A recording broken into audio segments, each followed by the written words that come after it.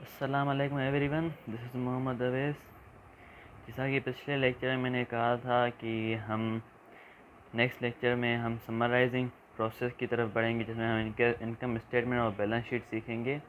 और उससे पहले जो एक और चीज़ ज़रूरी है वो है ट्रायल बैलेंस को अरेंज कैसे करते हैं।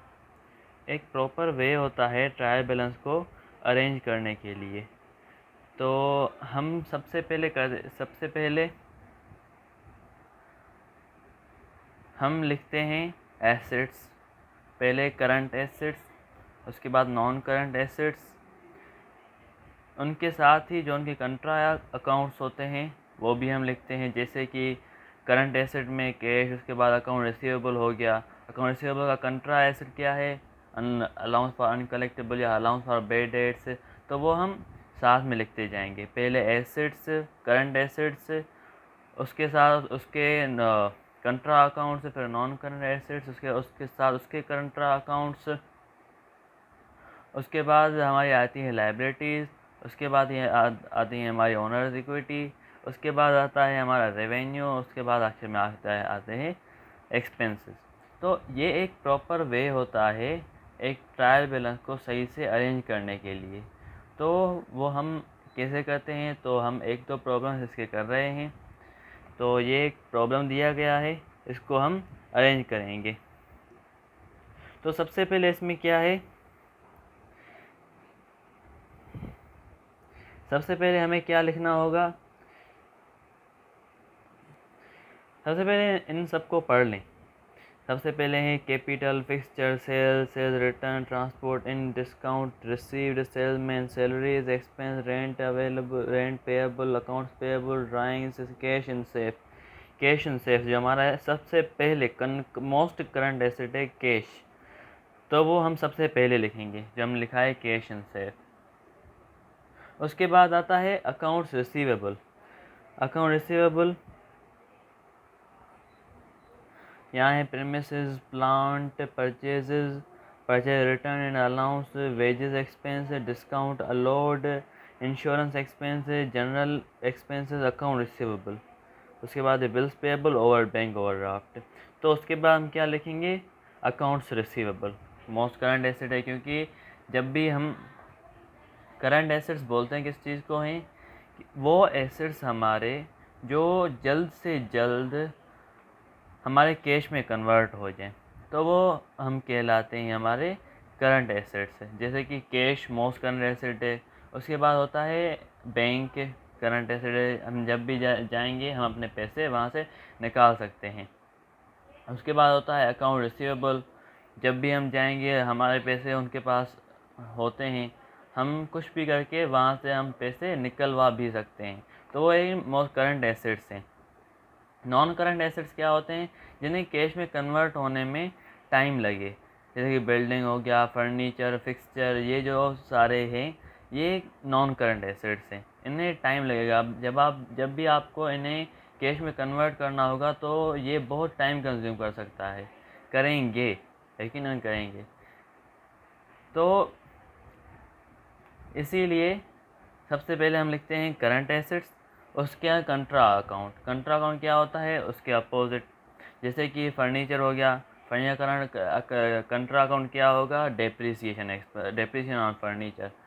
तो कंट्रा अकाउंट जो भी जिसके भी होते हैं वो हमेशा उसके अपोजिट साइड में जाते हैं। कैपिटल का कंट्रा अकाउंट है ड्राइंग से। कैपिटल हमें जब भी बढ़ता है तो वो हमारा क्रेडिट में होता है। ड्राइंग्स हमारी बढ़ती है तो वो हमारी डेबिट में होती है, रिकॉर्ड होती है।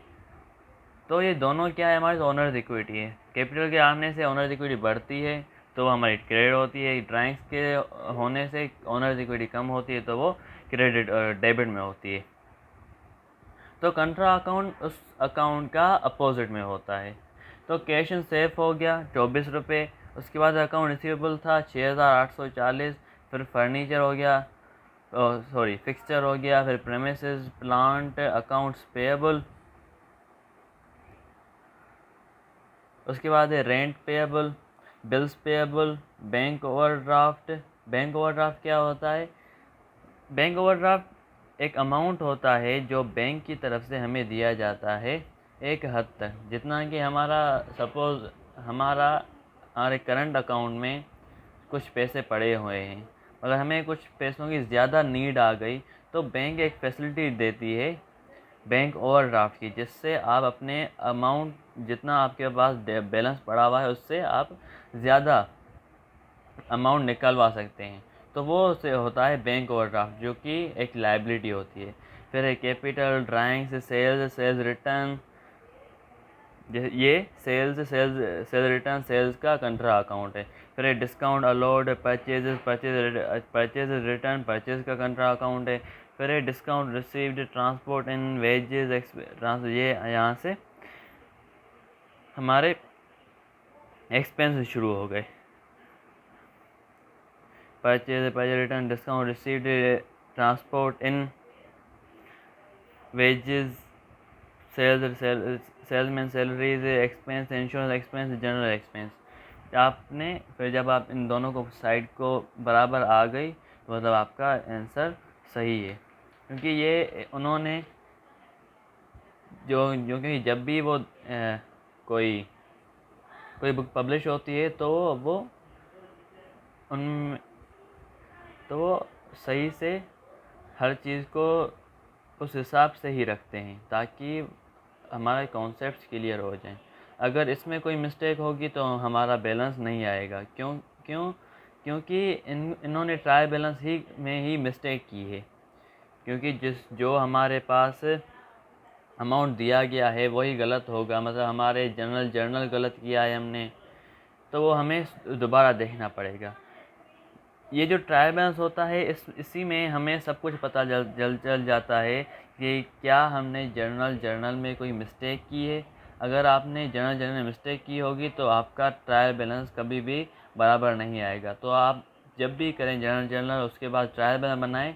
अगर उसका जवाब सही नहीं आ रहा तो आगे बढ़ने से पहले आप सारे जर्नल को सही से चेक कर लें, उसके बाद आप ट्रायल बैलेंस को बराबर करें, उसके बाद आगे बढ़ें।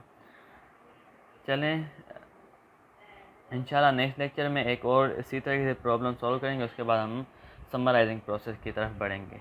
अल्लाह हाफ़िज़।